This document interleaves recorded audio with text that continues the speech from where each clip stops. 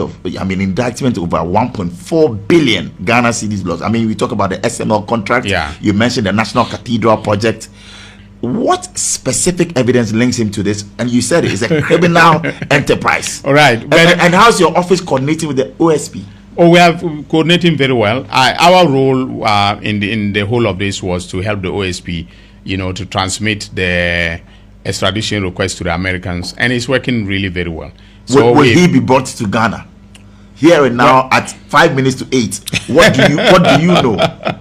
Will he be brought? Yesterday we saw a news item. Yes, he will be. Other for assign so Shabium, Attorney General Ababedin Komo concerning Ken Ofori Atta. Now Attorney General say, or what the strongest conviction say, with the almost putting in place no, Ken Ofori Atta has no option say ye be deported no Edina Bagana. Now therefore Attorney General aiding in common no chine come fast so outsmart Ken Ofori Atta. Or child the Ken Ofori Atta no, it's not just a normal thing no. A bonnet kesiepa and a why na whether he likes it or not, denya Ghana need or extradite no edinaba. Ina ya tititi in some one circulate 1 times so concerning Ken Ofori Atta. And the Omuchi James and in Krate Wunia de. Now I think say woman say NDC about this year Juma but we dear karma hit hard at Ken Ofori Atta. Now for we don't much me person make a sappy won yentie and someone Attorney General Eddie Betu the on an interview or pincing your mamu and your church come fast so Eddie outsmart Ken Ofori Atta and in a lawyer no mo se wa ben no. Yentie nkomo nema mi hu so adwenche comments mo. All right, so that happens. But Bola, if you want, you can do some research on, let's say, a summary trial in the US. It doesn't take less than 1 year for a summary trial a trial on indictment that is like a first degree felony, murder, robbery and the rest of them, and white collar crimes that are really, seen here, who has, committed offenses that have affected Americans. All right. I look at what the bill of indictment, and the investigation would have taken 6 years.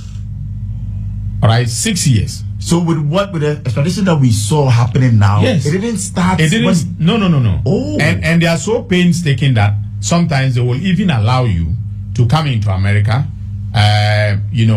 interact with your.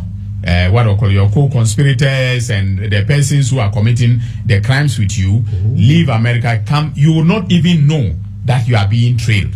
All right. And they do this painstakingly for 6 years before they then say, okay, now we have sufficient evidence to approach the Ghanaian authorities to extradite this person. Okay. In our case, you do an investigation. So, for instance, the oral report was presented to me in February. All right. By May, June last year, people were saying that I was slow. How do you expect me to? Did that get you worried? It got me worried because you see the oral was at the heart of our campaign. Okay, now I didn't foresee that in the execution people will be so impatient, and it's probably because of their lack of understanding of how the judicial system works. In fact, some people, some of my colleagues used to say that the oral report has given me low-hanging fruits. Low-hanging fruits. Yes, and all that I needed to do was to pluck the fruits. And then, that is not the case. But that is not the case. Okay, so if you have bare-boned, allegations of wrongdoing, all right, they may be credible. And some, some are proven to be very credible now. We have, the drip investigation. We have SkyTrain. We'll come and so on and so forth. Right. Now, you need to put the flesh to the bones, in order that it will make sense before a judge. Because remember that the standard of proof in a criminal case is beyond reasonable doubt. So if I take the allegations and place them before a judge, they will be dismissed. And when they are dismissed, the same Ghanaians who are urging me to hurry up will say that he didn't do his work well and then he went to court and failed. Interesting. Dr. Ernest, listening to us in Finland, and we're live and clear there, says that, Bola, ask Dr. Ayine, is he bitter because of the arrest or possible arrest when he was in opposition in 2017? He's building a case. He wants me to ask you that, are you bitter and you are going after people? No. Bola, I'm never bitter about anything. In fact, I don't have a room in my heart for bitterness. All right, I am a very forgiving person. I forgive and I move on. Wow. So I'm not bitter against anybody. For so people painting that picture that you are ruthless, you are after some people and all of that. You are saying that that's not who you are. I'm just doing my job. Okay. I'm just doing my job, and I will do it to every job that is given to me. I want to do it to the best of my ability, and that is what I'm doing. And because I am firm, all right, and like a no-nonsense person, people tend to think that I'm being ruthless. But no, I'm not being ruthless. I don't have the heart for ruthlessness. Emmanuel in Cantonment says, Bola, say hi to my law lecturer there. He's a great guy, and we're listening to him. It's as if we're back in the lecture hall. But I want to find out from him. Critics claim that he's intensified the pursuit of Ken Ofori since President Mahama's 2025 inauguration. It smacks of political revenge against Akufo-Addo's era. How will he counter this? Is it purely accountability? That's very interesting. I mean, Ken Ofori is not the only person we are pursuing. All right. The oral agenda, he was a key part of the regime. All right. So if, for instance, you take the National Cathedral, for instance, Ken was at the heart of it. Okay, he came and announced it as part of the budget, and I was the first person in Parliament, all right, to condemn the concept of the National Cathedral. You did condemn you can ask the Honorable Okuyeta Blakwa. I raised red flags and I said, I said, for instance, why are we committing $100 million to build, a National Cathedral? But when it's a house of God, or a house for God. The God doesn't need that house. God doesn't? The kingdom of God is the rule of God in the hearts of men. That is the kingdom of God. When you do the will of God, when you take care of your neighbor, when you you visit the people who are in prison, when you give people who are thirsty water to drink, you give food to those who are hungry, the kingdom of God has come. But we need a place of worship. Why are there temples there? Why are there mosques? You can pray in your house. All right. I do go to church. All right.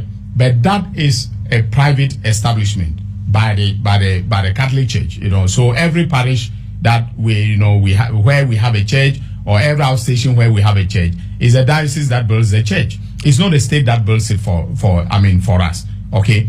There is a Washington cathedral. There's a national cathedral in Washington.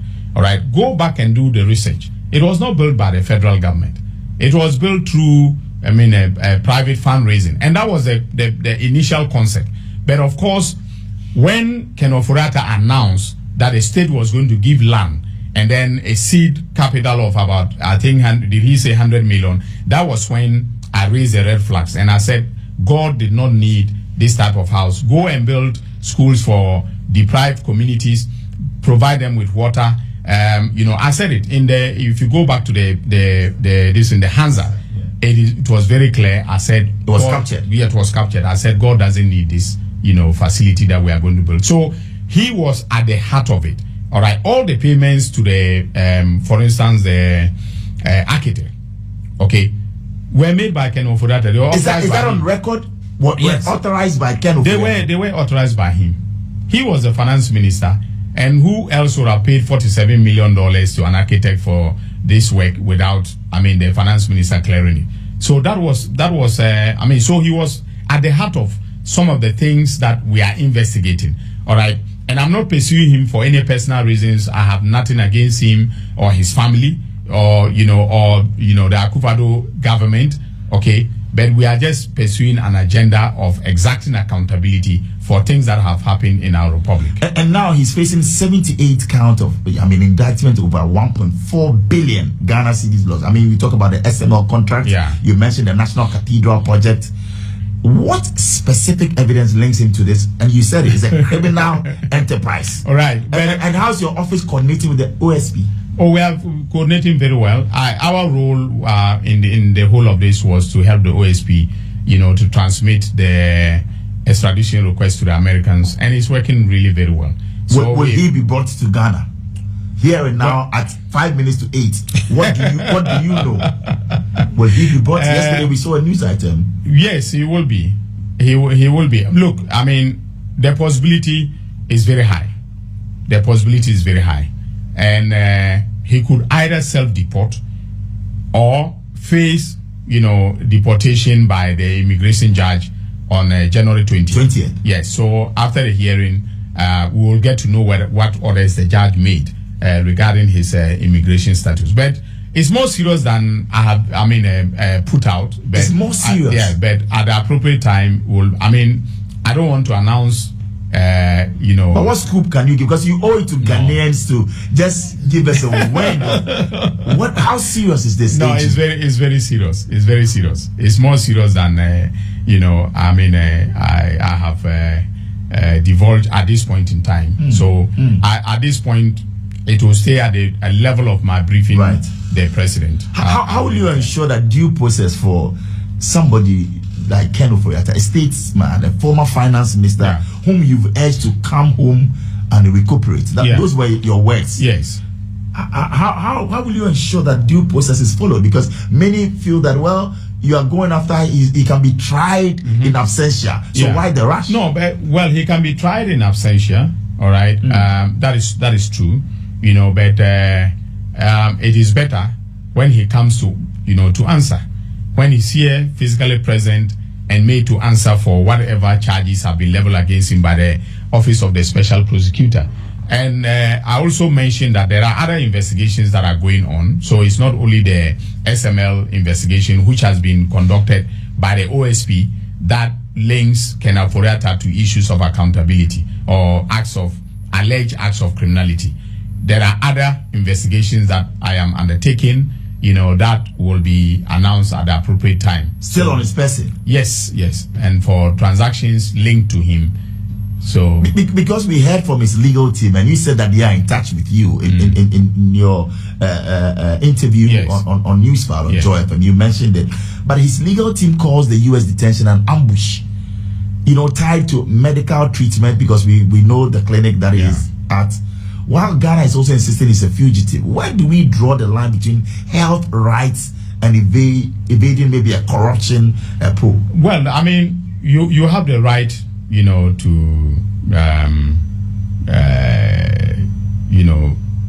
to take access health facilities to take care of yourself, because you have the right to life. And if you do not take care of your physical health, all right, that can imperil your life as a person. So yes, Ken Ofori has his right to health. However, all right, he also owes it to the people of this country, having held an office of public trust, to answer for his actions in that office. If he's innocent, he'll be acquitted and discharged by the courts of this country. All right, and Article 19 of the Constitution guarantees his right to a fair trial. And I have said, and I want to repeat it here, that I will not superintend a system that will enrun the fair trial rights of anyone. And you stand by this? And I stand by it. I will not in any way imperil his right to a fair trial. If he even self-deports and come to Ghana, we'll treat him with a lot of dignity. He's a former finance minister of this republic. In fact, I used to, say that when our current finance minister was undergoing trial, I used to tell, my predecessor and his people, I used to tell them that, look, you have to be careful. Treat him with the dignity that he deserves, because he was the. Oh, you told former Attorney General Godfrey Dami that. Yeah. No. Doctor, you warned and you mentioned that 2026 will be different with potential 20 billion recoveries targeted. Which scandals like PDS or National Cathedral will see charges first? No. So okay, fees. I mean, first of all, I was asked about the 20 billion. Yes. When we are going to see the 20 billion recovered, and I said it is a projection. Oh, it was a projection by the oral committee. The oral committee chairperson, the honorable before you came into power. Before we came into power. Okay. When we came into power. In fact, it was on the day that the oral report was being handed over to me that he mentioned the figure, correct, the 20.1 billion. But of course, that figure was based upon his own calculation of, the sums that were involved. So, for instance, if you take, you take, let's say, drip, all right, the figure involved there is over $100 and something million, right? When you take the value of lands that were, allegedly looted, they estimate the land encantoments is what, 500,000 a plot. Yeah. So what he did was basically a back of the envelope type of calculation, and that is the figure that he put out. Now he has put a heavy load on my head because now everyone expects me to bring in, 20 billion. Yes, but is that the case from where you sit? No, from where I sit, it may be up to 20 billion. It may be up to 20 billion if you take the funds we are tracing offshore, into account, because a lot of monies were moved out. Offshore. All right, and but if you take what is in country, the kinds of things we are looking at now, so if you take, let's say the buffer stock matter is 78 million Ghana cedis, that's like $7.8 million, right? Or the $7 million. If you take another $7 million from Eduboahe, $2 million from Skytrain, and so on and so forth. I do not think that you go up to 21 billion, but the offshore transactions are the ones that we are tracing, and we are thinking that those will be very huge ones. Wow. Yeah. You've assured Ghanaians that oral recoveries will start flowing this year. Yes, this year. Can you give us specific timeline for the first public payout? And which cases will lead them? I cannot. At this point in time, I cannot say that by February or by June. Yes, but hopefully we should be able. As I said on Saturday that the GRA, the Ghana Revenue Authority, has confirmed a figure of 22 million as being the figure that was the tax evasion in the drip scandal. So definitely plus a $2 million overpayment. Yes. So those ones, I know I'm close to taking action to recover those ones. What happens to the company that has admitted to warehouse tax exempting goods? Because you said you are close to taking the money from them. Is that it? Which company? In the drip scandal. Yes. You said that 22 million in confirmed tax evasion. Yes. So we are close to taking the money from them, but the warehousing issue is in relation to a letter that they wrote in March, right? They wrote a letter in March to GRA saying that the goods that had been cleared into the National Customs territory, instead of going into a bonded warehouse, should now be accepted and warehoused. All right. So that letter, if you take those goods, they are like, I think the value of tax there is about 17.5 million.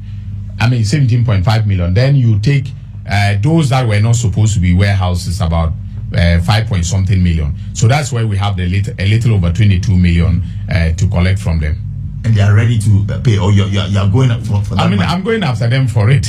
Nobody. But of course, this is a liability that has been established. Yes. All right. So either they bring me a check for 22 million, in excess of 22 million cedis, or they, get prosecuted or go to court and then seize their properties. Right. Yes. Daniel Domlevo wants oral must stay hot. Yes. To keep public trust. Yes. How do you respond to criticisms that it's more political rhetoric than action? No. Nearly a year in, yes. You listen to people on the streets, on radio, and they feel that. And you mentioned that earlier. Yeah. You are closing in, you say? Yes. Okay, so I am a little bit, shocked. I said it on Saturday that my own brother Domulevo is saying that we're not staying hot, right?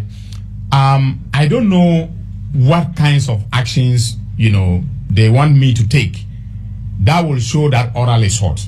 I'm prosecuting people in court, all right? I'm investigating people, all right? The only thing is that, Bola, I don't, for instance, make a great show of the investigations, right? In 2017, all right, the NPP made a great show of all the investigations. I mean, people like my brother Kojochum Buafo were being dragged to EOCO, and then it was being leaked to the media. Okay, so every day they were, so for instance, when they came to my house in July 2017, to arrest me, because they said I had signed the Ameri deal. I was part of the group that signed the Ameri deal, and they were suspecting that corruption might have occurred there. When they came to arrest me, it didn't take 30 minutes after the police left, and OKFM, all the FM stations were reporting the fact that myself, Jinapo, Dr. Kobna, this in Donko, had been, arrested. Okay, so they made a show of it. So it was, always in the news that NDC politicians are being investigated. I don't make a show of what is happening. So people are called quietly to, let's say, the NIB or BNI, or they are taken to, EOCO. Look, when Wuntumi was arrested, okay, it was the nature of the arrest that made it public. He would have been taken in without anybody, knowing. Really? Yeah. He would have, no, we invited him several times, and then. So why was there a media, No, it was the way he himself, around it. Mm-hmm. Yeah, it was the way he himself, responded to the situation that resulted in this Rambo-style arrest at the police head office. Because we had invited him. Other than that, it would have been done quietly. Oh, it would have been done quietly. It would have been done quietly. You said that not all oral cases will go to court. Okay, so first of all, that statement also relates to cases where we may not find enough evidence to go to court. In other words, I'm being, realistic that in some of the allegations that were made, we may end up not finding, and that is coming up in respect of some of those cases. And before I conclude, I make a decision, I would not want to announce it on this show that, right, some of them are going to be dropped, right? However, but some of them will be dropped because of because of lack of evidence. You didn't get any evidence. In some cases, yes. In some cases, yes. It's turning out that the allegations were not very well founded. Was it a wild goose chase? I wouldn't say so. They were credible. Okay. Things had happened. But why? But whether or not criminality occurred is a different matter altogether. Right? So that's what I mean. Okay. But as to dropping some of the cases in court, that's a decision that will be made if there are offers from the other side, that is from the accused persons, that are attractive enough for me to say that, look, I will accept the offer, and then either drop the charges, okay, or you plead guilty to the charge and then make